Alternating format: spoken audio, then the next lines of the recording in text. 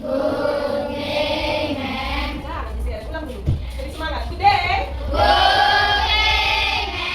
Oke, Mem sudah jelaskan secara dasar tentang materi kita tentang pubertas. Nah, hari ini kita datangkan Ibu Bidan dari Kesehatan. Ibu ini akan menjelaskan singkat bagaimana tentang ilmu pubertas. Oke, pada Ibu silakan. Oke, selamat siang anak-anak. Selamat siang. Jadi sebelumnya materi kita yang kita sampaikan hari ini tentang apa tadi? Pubertas. Jadi kalau pubertas itu berarti berhubungan dengan kesehatan ya. Jadi sebelumnya kita perkenalan dulu ini ya kan. Jadi saya ibu ini orang tua dari Claresia, Bu Sibarani ya, bidan Bu Sibarani, buka praktek bidan di PT Gas, tahu PT Gas ya, pesan praktek ya. Jadi materi kita hari ini tentang pubertas. Kalian sudah kelas 5 ya. Paling besar usianya berapa di sini? Siapa yang paling udah umur ada udah umur 19? Laki-laki ada 19. Yang paling kecil umur berapa? 13? 10 ya. Jadi kemarin materi pubertas di wali kelas di kelasnya sudah dipelajari ya. Jadi ada. Karena kita udah ada yang paling umurnya yang 10 tahun, ada yang paling besar tadi umur berapa? 11 ya. Kalau di pelajaran kemarin pubertas itu adalah artinya masa peralihan. Peralihan itu artinya dari usia anak-anak menuju dewasa. Tapi kalau untuk anak-anak laki dan perempuan itu berbeda masa pubertasnya.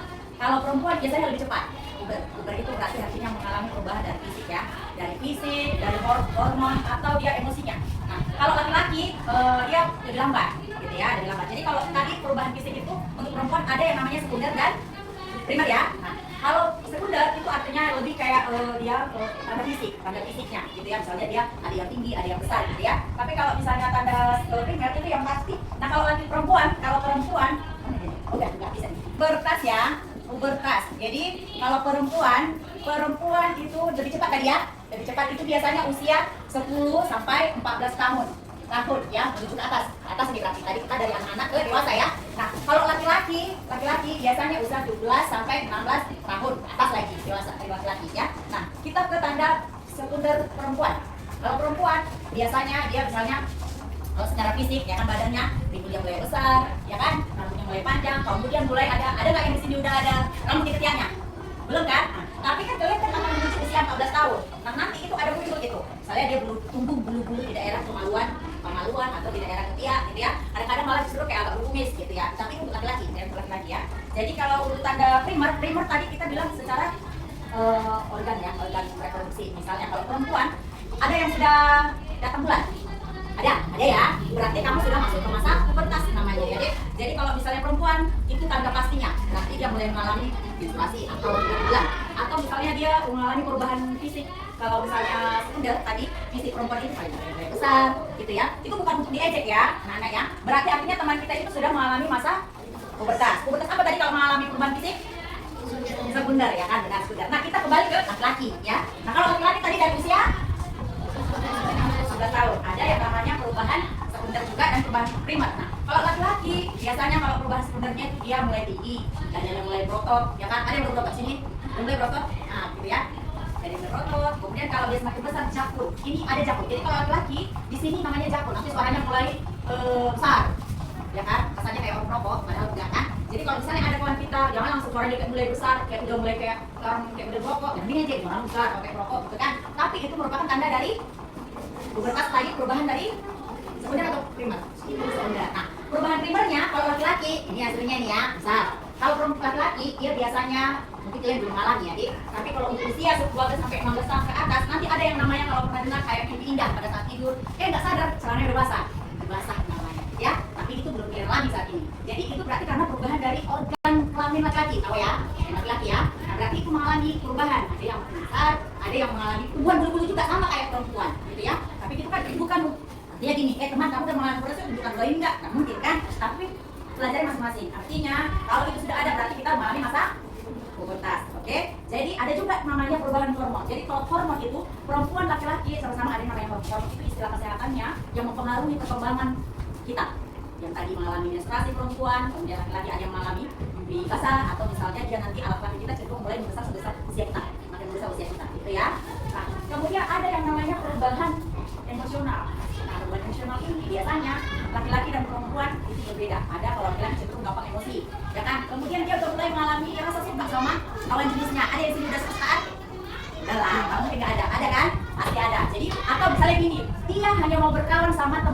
kebayanya. Ya, jadi misalnya dia belum apa mau bermain sama anak-anak TK, anak kelas 1, 2, dia udah mulai kayak kelas 5, ya kan, teman-teman sebayanya. Supaya apa? Berarti dia sudah merasa dirinya udah semakin besar ya, udah semakin besar. Gak kelihatan dia lagi usia-usia di bawahnya, gitu kan? Berarti itu namanya mengalami perubahan pubertas juga. Jadi pengalaman perubahan pubertas itu tadi ada 3 yang mempengaruhinya. Apa tadi? Pertama tadi perubahan reproduksi, kedua hormon, ketiga emosional. Oke? Jadi kesimpulannya sebelum kita masuk tanya jawab, nanti kalau ada yang mau bertanya boleh ya. Kesimpulannya adalah masa pubertas itu perempuan lebih cenderung lebih cepat daripada laki-laki. Ada yang mengalami perubahan fisik atau perubahan alat reproduksi untuk perempuan dan laki-laki. Nah, itu ya. Jadi kalau misalnya kita udah mengalami pertumbuhan itu, kita nggak boleh malu, nggak boleh malu. Jadi kalau yang perempuan misalnya kayak tadi sudah mengalami menstruasi misalnya kan, bagaimana kita untuk menanggapi masa pubertas kita supaya kita jangan malu gitu ya kan? Istilahnya jangan ngejek yang ini. Rupanya kita tiba-tiba di sekolah datang bulan misalnya, ya kan? Nah, kamu yang udah mau usianya masa pubertas tadi usia perempuan 10 sampai 14 tahun tadi harus bicara sama orang tuanya karena orang tua sudah mengalami itu ya kan? Terima. Kalau misalnya aku mengalami seperti ini, kita lebih komunikasi sama mama kita, ya kan? Jadi nanti kamu gak malu. Apa aja yang perlu dipersiapkan untuk mengalami perempuan tadi masa primer tadi? Primer tadi apa kalau untuk perempuan? Ya, menstruasi ya, itu. Kemudian laki-laki juga, ya kan? Bukan perempuan kan, laki-laki. Rupanya tidur tadi malam, tahu pagi udah ngompol, nggak ngompol gitu. Tapi mungkin kalian belum alami itu. Di usia nanti, 12 tahun ke atas sampai 16 tahun atau dewasa, tahu-tahu kayak gitu, ya kan? Nah, mak katanya pada primer itu laki-laki akan mengalami yang namanya tadi apa?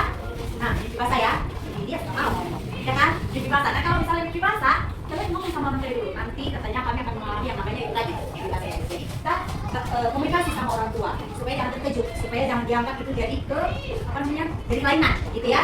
Kemudian kalau kita sudah mengalami tanda primer itu tadi, maka kita perempuan juga harus menjaga kebersihan alat kelamin ya, ya, menjaga kebersihan alat kelamin. Kemudian laki-laki juga seperti itu, ya. Begitu kesimpulannya. Jadi yang namanya perubahan psikologis atau emosional, kemudian hormon, kemudian tanda fisik ya. Tanda fisik tadi kamu sudah makin besar, gitu ya. Pasti makin besar perubahan organnya adalah haus dan bulan.